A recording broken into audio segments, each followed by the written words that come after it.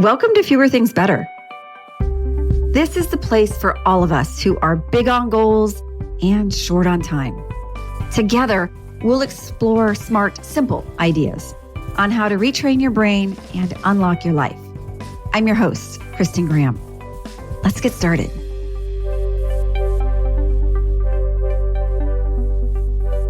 Hey there, quick question. Do you ever talk to yourself? Either out loud or in your head? I certainly do. First, I have a dog. So there's a running conversation with her at all times that I imagine she's following, or she's at least tolerating. And I talk out loud to myself as well. These days, it seems like the thing I'm saying most is either, where did I put my phone? Or, now why did I come in this room? I also have those silent conversations with myself. And those tend to be a little more negative. Why did I do this? Why didn't I get more done today? Oh, I should have said this instead. Thoughts are a soundtrack in our mind, and they are either adding fuel or friction to our actions. The bottom line on top of this episode is that thoughts are not facts. They're simply stories our brains create. You get what you repeat. So it's really important to think about what you think about. Let's go back to the question about talking to yourself. Pay attention the next few days and see if there are words you use to yourself when you're alone or about yourself with others, either in person or when communicating. And take a look at whether they're more positive or negative. Much of this may be subconscious, so you might consider asking somebody close to you to observe that as well. And here's why this matters.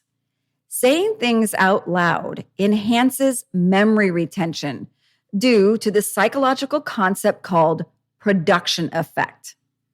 By actively speaking words, both by producing the thoughts themselves and then hearing yourself say them, a more distinct memory trace is created in the brain compared to silent thoughts. This mental stickiness is due to our dual sensory input. When you speak out loud, you are simultaneously engaging both your motor cortex, which is involved in speech production, and your auditory cortex, which processes the sound of your voice. Both of these together strengthens the memory connection. Another subtle but powerful tool is the fact that speaking aloud requires physical effort. It's involving your muscles. So your brain and your body now register this as a muscle memory. Okay, with that in mind, let's shift gears a bit. I want to bring you along on a book club. I recently read a book by Joseph Wynn called Don't Believe Everything You Think. This phrase is more than just a catchy title. It's a principle that is backed by brain science, cognitive psychology, and some good old-fashioned time-tested wisdom. I've added a link to the book in the show notes and want to share some of its insights on why our thoughts are not always true and how cognitive distortions shape our emotions and our decisions. Our brain is a prediction machine. It's constantly scanning for patterns, pulling from past experiences, and generating expectations. Now, this ability, it helped our ancestors survive. Recognizing a rustle in the bushes that might be a potential predator was far more useful than waiting for actual proof. But in our modern world, this same mechanism leads to cognitive distortions, these mental shortcuts that create unnecessary stress, anxiety, and good old self-doubt. In psychology, these distortions are well documented. Dr. Aaron Beck is one of the pioneers of cognitive behavioral therapy, also known as CBT. It identifies common patterns that we do with our brain, like catastrophizing, meaning expecting the very worst, or black and white thinking, seeing things as all good or all bad, or personalization, assuming things are about you when in fact they aren't. When we believe every thought that pops into our head, we're letting these distortions dictate our reality. But here's the thing. Just because we think something doesn't make it true. And once we recognize this, we can shift from autopilot to being in control of which way our brain is steering. Now, neuroscience tells us that thoughts are just neural pathways that fire off in response to stimuli.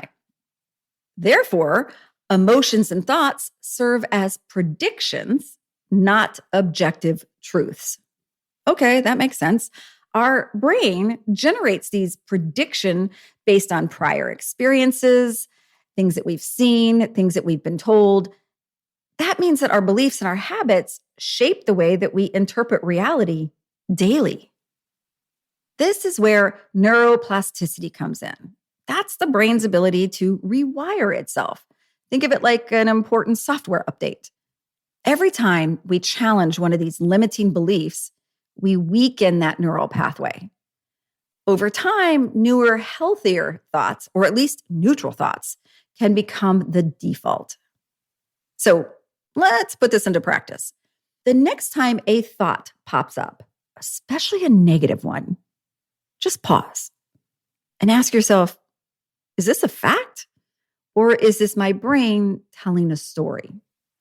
This mindfulness is one of the most powerful tools for stepping outside of our thoughts and better controlling our thinking. Research from Harvard shows that any type of mindfulness meditation can reduce activity in that default mode network. That's the part of the brain that gives us a lot of creativity on a good day, but also a lot of rumination and overthinking when we find ourselves stuck in a loop.